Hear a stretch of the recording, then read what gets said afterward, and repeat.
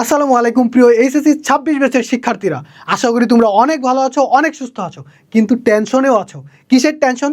কম্পোজিশনের tension. ভাইয়া composition কি পড়বো না পড়বো কিছুই তো বুঝে উঠতে পারছি না, কারণ কয়েকদিন বাদেই তো পরীক্ষা। টেনশনের কোনো কারণ নাই, কোনো চাপ নেওয়ার কোনো কারণ নাই। আজকের এই ছোট্ট ভিডিওতে আমি তোমাদের সাথে কম্পোজিশনের এমন একটা শর্ট সাজেশন শেয়ার করব, যেখান থেকে এবারের পরীক্ষায়, অর্থাৎ এই যে সামনে কিছুদিন পরে যে পরীক্ষাটা অনুষ্ঠিত হবে, সেখানে ইনশাল্লাহ শতভাগ কমন পাবা। ভাইয়ের উপর বিশ্বাস রাখো, অবশ্যই কমন পাবা। আর যদি কমন না পাও, আনফর্চুনেটলি দেখা গেল যে প্রশ্নকর্তারা তোমাদেরকে আটকে দেওয়ার জন্য একটু অন্যরকম দিয়ে দিতে পারে কোয়েশ্চেন, হ্যাঁ, তখন তুমি আসলে কী করবে সেটাও ট্রিক শেয়ার করবো ভাইয়া, কীভাবে করবা। তাহলে চলো আমরা একটু দেখি।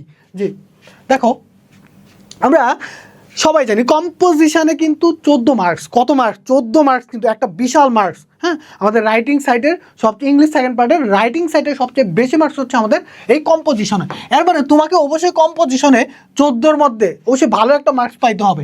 ভালো একটা মার্কস মানে কি?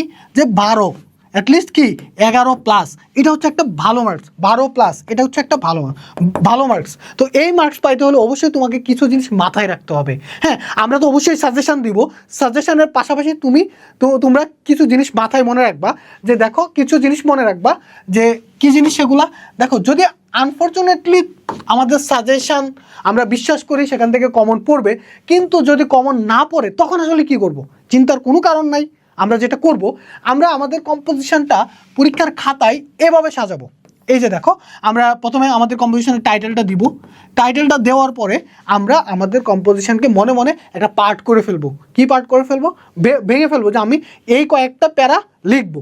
তুমি যখন প্যারা লিখবা, হ্যাঁ, তুমি মনে করো কমন পড়ে নাই, এখন তোমাকে একটা ফাঁকিবাজি বুদ্ধি দিই, তোমার কমন পড়ে নাই, এখন তুমি বেশি কিছু পারো না, তোমার ফ্যান রেটিং ভালো না, কিন্তু কিছু আইডিয়া আছে, কিছু লিখতে পারবা। সেক্ষেত্রে তুমি যেটা করবা সেটা হচ্ছে, এই যে একটু স্পেস, মানে একটু ফাঁকা জায়গা রাখবা। এইখানে একটু ফাঁকা জায়গা রাখলা, তুমি একটু কি করলা, ফাঁকা জায়গা রাখলা। ফাঁকা জায়গা রেখে এখান থেকে তুমি তোমার লেখাটা শুরু করলা। এই যে দেখো, লেখাটা এইভাবে শুরু করলা, শেষ, লেখা শেষ। তুমি এখন আরেকটা স্টেপ শুরু করবা। তাহলে ওই যে বিন্দু যেটা দিছিল, ওই বিন্দু বরাবর আবার নতুন একটা বিন্দুতে তুমি আবার এই স্টাইলে লেখা শুরু করো। তাহলে তুমি যখন একটা কম্পোজিশন লিখবা, তখন তুমি 3টা ভাগে ভাগ করে নিবা। প্রথমে হচ্ছে কি ইন্ট্রোডাকশন, তারপরে কি দিবা মেইন বডি, এবং শেষে কনক্লুশন দিবা। তোমার ইন্ট্রোডাকশন এবং কনক্লুশন যাতে অনেক সুন্দর হয়, আই ক্যাচিং হয়, যাতে এক্সামিনার পড়লেই বুঝতে পারে যে এই যা লিখছে সেই জিনিসপত্র লিখছে। হ্যাঁ, ও একটা জিনিস, হ্যাঁ, যাতে বলে ও একটা জিনিস। হ্যাঁ, তো এইভাবে তুমি তোমার খাতায় লিখবা। অবশ্যই কম্পোজিশন যেহেতু 14 মার্কস, অবশ্যই এটাকে অনেক বেশি লিখতে হবে তোমাকে। তোমার পরীক্ষায় অনেক সময় উল্লেখ করা থাকবে যে এত ওয়ার্ডসের মধ্যে লিখো, অনেক সময় দেওয়া থাকবে যে 200 ওয়ার্ডস কিংবা 250 ওয়ার্ডস। হ্যাঁ, এখন যদি এটা পরীক্ষায় দেওয়া না থাকে, তারপরেও তুমি কি করবা, হায়েস্ট 250 ওয়ার্ডসের মধ্যে কম্পোজিশনটা লিখে দিয়ে আসবা। এখন যদি একেবারেই না পারো, অ্যাটলিস্ট তুমি কিছু লেখার ট্রাই করবা। আর এই জন্য তুমি একটু ফ্রি হ্যান্ড রাইটিংয়ের উপর একটু জোর দিবা। হ্যাঁ, এখন একটু জোর দাও। হ্যাঁ, তাহলে চলো আমরা আমাদের কম্পোজিশনের সাজেশনটাতে চলে যাই।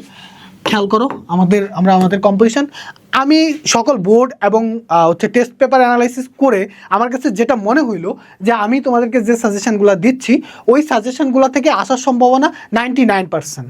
হ্যাঁ, আমি বিশ্বাস করি এখান থেকে আসবে ইনশাল্লাহ, ভরসা রাখো, এখান থেকে আসতে পারে।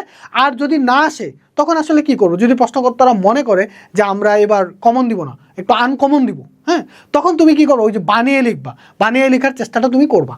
হ্যাঁ, অবশ্যই বানিয়ে লেখার চেষ্টা করবা, নয়তো কিন্তু 14 মার্কস কিন্তু তোমার ছুটে যাবে। সো এটা কোনোভাবেই করা যাবে না। দেখো, আমরা আমাদের সাজেশনে কী রাখলাম। প্রথম যে কম্পোজিশনটা, সেটা হচ্ছে students life, duties and responsibilities of students. Very important, এবারের পরীক্ষার জন্য এটা খুবই ইম্পর্ট্যান্ট। হ্যাঁ, এটা খুবই ইম্পর্ট্যান্ট। এটা তোমরা পড়ে যাবা, পরীক্ষার আগ মুহূর্তে এটা পড়ে যাবা, অবশ্যই পড়ে যাবা। এবং দ্বিতীয়তে দেখো, ওয়ান্ডার্স অফ মডার্ন সায়েন্স, খুবই important. Patriotism, your childhood memories, a memorable day in your life.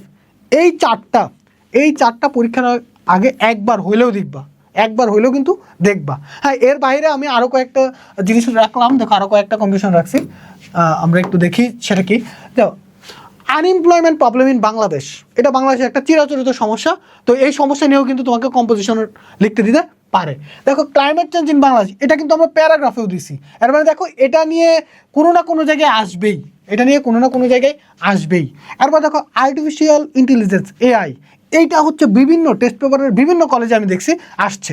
So এটাও কিন্তু ইম্পর্টেন্ট, এটাও কিন্তু গুরুত্বপূর্ণ। হ্যাঁ, তারপর দেখো, uses and abuses of the internet, হ্যাঁ, uses and abuses of the internet, এটা যদি তুমি কম্পোজিশনটা পড়ে থাকো বা পড়ে যাও, তাহলে কিন্তু তোমার যদি কম্পোজিশন নাও আসে হয়তো প্যারাগ্রাফে কমন পেয়ে যেতে পারো।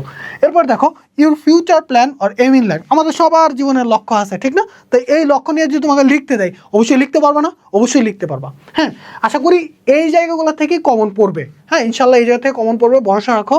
এবং আমরা যদি কমন না পারে তাহলে আমরা ওই পদ্ধতিতে ফলো করব। তাহলে এই পিডিএফটা পেতে হলে তোমাদেরকে কী করতে হবে?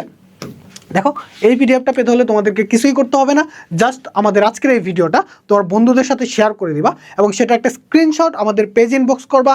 সেই সাথে আমাদের পেজ থেকে তোমাদেরকে একটা গ্রুপে অ্যাড করানো হবে, সেই গ্রুপেই তুমি সকল ধরনের পিডিএফ পেয়ে যাবা। সে পর্যন্ত সবাই ভালো থাকবা, সুস্থ থাকবা, দেখা হবে বিজয়ে। আসসালামু আলাইকুম।